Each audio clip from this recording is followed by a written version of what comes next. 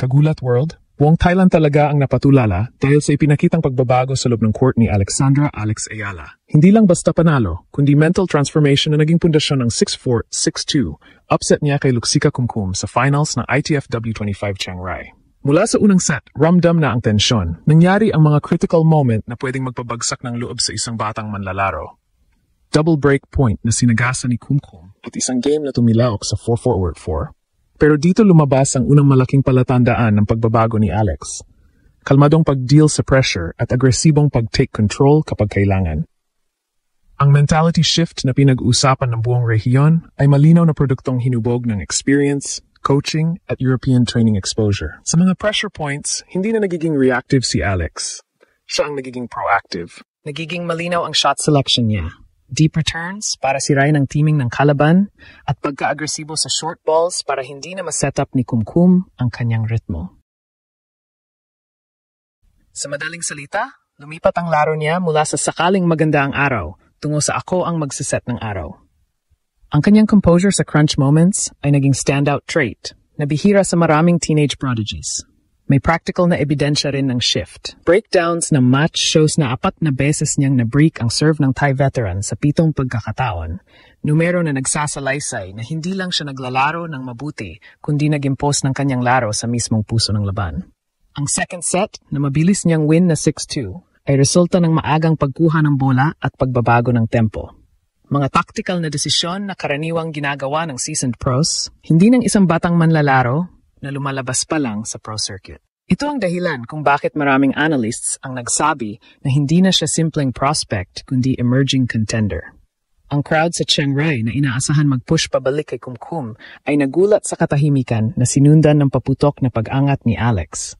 Ngayon ang focus ay hindi na lang sa score, kundi kung paano niya pinataob ang veteran sa level ng isip at disiplina. Para sa Philippine tennis, ang pinakamalaking takeaway ay malinaw. May mental toolkit na siyang dala. Stamina for long rallies, cold-bloodedness sa importanteng puntos, at willingness to dictate play. Ang panalo sa Chiang Rai hindi lang trophy, ito ay blueprint. Kailangan ng careful scheduling para i-capitalize ang momentum. Targeted WTA 125 entries, Grand Slam qualies, at higit na exposure sa high-level draws. Pero higit pa diyan, ang mas mahalaga ay ang pananaw. Ang mentality na ipinakita ni Alex kontra Kumkum ang magiging pinakamalakas niyang sandata kapag hinarap niya ang future giants ng tour. Kung patuloy siyang magpapakita ng ganitong klase ng nerve at growth, hindi na lamang siya magiging viral headline. Maging bahagi na siya ng bagong identity ng Asian tennis na dapat ipagmalaki ng Pilipinas. Buong Thailand ang napatingin kay Alexandra Alex Ayala matapos niyang gulatin ang lahat sa dominanteng panalo niya laban kay Luxika Kumkum. Dating world number 66 at pinakakilalang Thai player sa ITF W25 Chiang Rai Finals. Sa score na 6-4, 6-2, ipinakita ni Alex ang maturity at disiplina na bihira sa isang teenager sa professional circuit. Mula sa unang rally, ramdam ang intensity. Hindi nagpadaig si Alex sa home crowd advantage ni Kumkum at agad niyang ipinakita na siya ang may hawak ng tempo sa court. Ang kanyang deep topspin shots at strategic placement ay nagpalayo kay Kumkum mula sa comfort zone nito, habang ang kanyang footwork at balance ay nagbigay daan para makontrol ang bawat rally. Sa bawat critical na punto, makikita ang focus at determination ni Alex na parang sanay na siya sa matitinding pressure ng pro tennis. Sa unang set, nagkaroon ng palitan ng momentum. Sinubukan ni Kumkum na agresibong kunin ang bola sa rice at kontrolin ang tempo, ngunit hindi ito nagpabago sa diskarte ni Alex. Gamit ang well-timed aggression at smart shot selection, nakuha niya ang first set sa score na 6-4. Ang bawat punto ay parang chess match. Si Alex ang may hawak ng oras, direksyon at pacing ng laro. Ang kanyang kakayahang mag-adjust sa mid-rally at mag-execute ng precise placements ay nagpatunay na ang kanyang laro ay higit pa sa typical junior level. Ito ay seryosong pro-level tennis. Pagsapit ng second set, lumabas ang totoong dominance ni Alex. Mas mabilis niyang kinukuha ang bola, mas mataas ang trajectory control, at mas matalas ang placement ng kanyang returns. Dahil dito, napabagal ang ritmo ni Kumkum at nagsimulang magkamali sa mga critical points.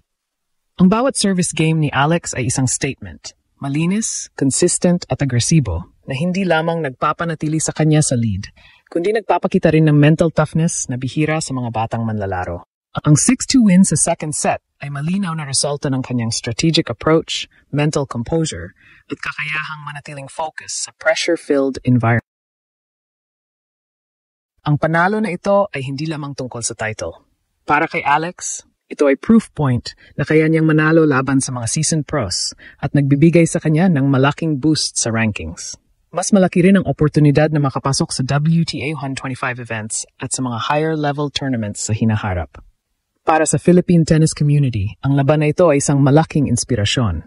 Isang batang Filipina sa murang edad ay nakakapagpatunay na may kakayahang makipagsabayan sa global stage.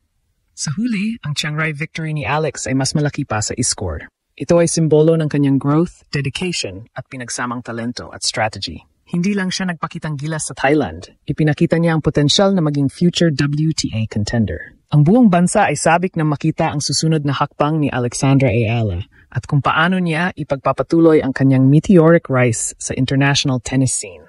Ang momentum ay malinaw at si Alex ay handa nang ipakita sa mundo ang kanyang natatanging klase ng laro. Matapos ang dominanteng panalo ni Alexandra Alex Ayala laban kay Luxika Kumkum sa ITF W25 Chiang Rai Finals, mas lumabas ang tunay na halaga ng kanyang laro. Hindi lang sa technical skills, kundi sa mental toughness na bihira sa isang teenager. Kung sa part 1 ay tinalakay ang kanyang strategy, footwork at precision sa court, sa part 2 naman ay mas nakatuon sa mentality shift ni Alex at kung paano siya naging monster sa ilalim ng matinding pressure. Ang laban kay Kumkum ay hindi ordinaryo, isang home crowd, isang dating world number 66, at isang player na sanay sa lokal na kondisyon. Ngunit sa halip na ma-intimidate, si Alex ay lumabas na mas focus, mas agresibo at mas matalino sa bawat punto. Ang mental approach ni Alex ang isa sa pinakamalaking factor sa kanyang panalo. Mula sa umpisa, malinaw na hindi siya nagpadala sa tensyon ng finals. Ang bawat rally ay tinuturing niya na oportunidad para kontrolin ang laro, hindi bilang banta sa kanyang confidence.